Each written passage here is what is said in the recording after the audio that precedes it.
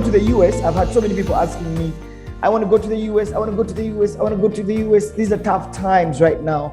I got a person who called me, I think he was one of the journalists in the newsroom, who told me that they got a scholarship in the US, but they don't know how they can actually go past the visa processing. And so I want to bring in the economic attaché to the US Embassy, who is Adam Michelow, to speak to us about the visa restrictions due to COVID-19. And for those who are going for upcoming conventions, how are they going to manage this? But most importantly, how the US is supporting Uganda through this crisis, and how is Uganda supporting the US too? I think the script can be flipped a little bit. All right, Adam, you're welcome, and we are really ready for you. Thank you so much, Solomon. And also thank you to the Uganda Diaspora Network for organizing the event, and also to the Uganda Investment Authority for your support. So today, like you said, Solomon, I'll talk a little bit about what the U.S. is doing to support the people of Uganda during this difficult time. I'll also talk about the latest policy with visas, and then also for all the diaspora community in the U.S., I'll identify some of what we see as what we think are the best opportunities for investment, and some of them are what some of the panelists have already spoke about, but I might have a few additional ones. And finally, I'll talk a little bit about some of the U.S. cultural exchange and scholarship programs that we have. And I do just want to start out by saying that unfortunately, Ambassador Brown was unable to join us today, but she sends her warm regards to everybody. And I think, as some of you may remember, she spoke during the business forum last December. And she looks forward to partnering with the Diaspora Network in future events.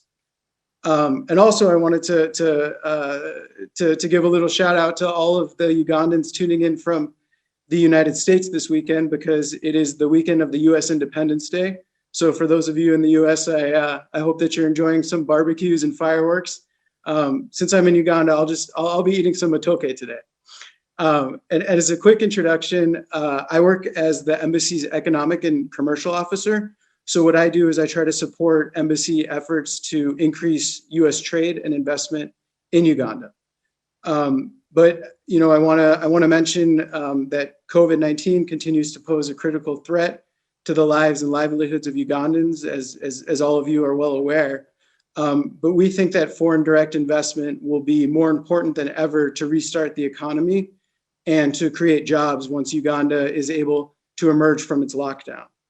And while these jobs are vital, I wanted to start by sharing with you what the United States is doing to help the people of Uganda more immediately to deal with the devastating second wave of COVID-19 that we're seeing here in Kampala and throughout the country. So since the COVID-19 pandemic's outbreak, the U.S. Mission Uganda team has worked hand in hand with Ugandan health professionals to prevent, detect, and respond to COVID-19. We've donated $67 million just in COVID-19 funding to support Uganda's vaccination program, and more than 150 Ministry of Health positions in incident management, laboratory services, emergency medical services, and also the Uganda Virus Research Institute. And in response to the current COVID-19 wave, the United States is supporting a surge hiring of nurses for urgent care at hospitals across the country. And we know that nobody's safe until we are all safe. That's why President Biden has committed to ensuring that the United States will serve as the arsenal of vaccines. And globally, we've committed $2 billion to the Global COVAX Vaccine Fund and donated 80 million actual doses. And we plan to donate an additional $500 million more on behalf of developing countries. And one question that I think many of you have is how the situation here is affecting the consular operations. And unfortunately, because of the surge, we have had to reduce our staffing levels in the consular section. And the U.S. Department of State's #1 responsibility for U.S. citizens overseas is ensuring their safety and security. So unfortunately, our reduced consular operation must therefore prioritize provision of services to American citizens living here. And the volume of those services require that temporarily non-immigrant visa services are curtailed while the lockdown is in effect. But as everyone knows, this can change quickly. So we always tell people that the best place to see the most up-to-date information is the embassy website. And the website is ug.usembassy.gov, ug.usembassy.gov. And then stepping back to the vaccine donations, I also wanted to emphasize that what I spoke about earlier is in addition to the close to $1 billion a year that the US provides to the people of Uganda each year. And most of that assistance goes to strengthening Uganda's healthcare system to combat HIV/AIDS, malaria, and other diseases. And while we're proud of this assistance, we believe that the private sector is the real engine for long-term economic growth. And that's why a priority of Ambassador Brown is to help US companies and US investors do business here, facilitating deals to benefit Uganda and America. And the United States believes that private sector-led growth is fundamental to the future of the country. And you, private sector investors, can help generate jobs and also prosperity. And when my team and I speak to potential investors, US companies or individuals, we cite the top 5 reasons that we see for investing here. So I'll just go through those really quickly. So I think the number one opportunity here is that Uganda has a growing free market economy. Before the pandemic, Uganda averaged 5% GDP growth. And despite the economic impact of COVID, we see that it's going to go back to 3.5% in the next couple of years and then increase again from that. And then the second opportunity, or the second reason to invest, is Uganda's population. It's about 44 million now, but it's growing at a rate of 3% per year. And according to the World Bank, it'll reach 100 million folks by 2015, which is a lot of consumers. And the third area that we see is the dynamic agricultural market. As you know, Uganda has abundant fertile land, favorable weather, small and large scale production throughout most of the country. And I saw some people on the chat asking, what is an opportunity for small scale investors, not just the big ones like oil.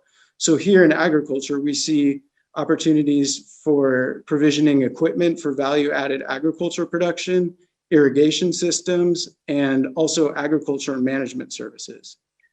And then, of course, the oil industry. So Uganda has about 1.4 billion barrels of recoverable oil and maybe more. And the government projects that oil production will begin in about 2025. And we've seen meaningful progress this year. And areas of opportunity for US investors include engineering, project management services, vocational training, environmental hazard management services, and petroleum industry equipment exports.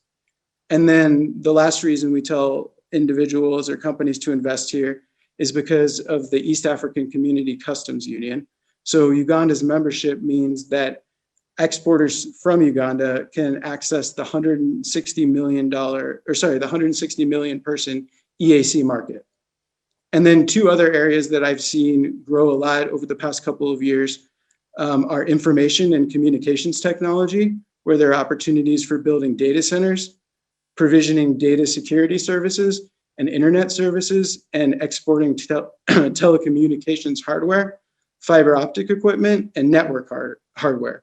And one great example of this was in May of this year, the ambassador and I attended the launch of the Raxio data center in Kampala.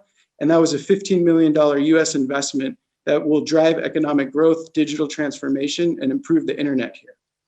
And finally, the last opportunity is the healthcare sector, where we see opportunities for provision of pharmaceutical, medical diagnostic, and treatment equipment, and investing in pharmaceutical facilities. And while Uganda has all of these great opportunities, we nevertheless all are very well aware of the challenges of doing business here. A perennial challenge is the problem of corruption. Reports from Ugandan anti-corruption champions indicate that Uganda and its people lose up to $1 billion annually to corruption. Corruption stifles development and curbs foreign direct investment. And corruption is one of the primary barriers US companies report to us when they're looking to invest in Uganda.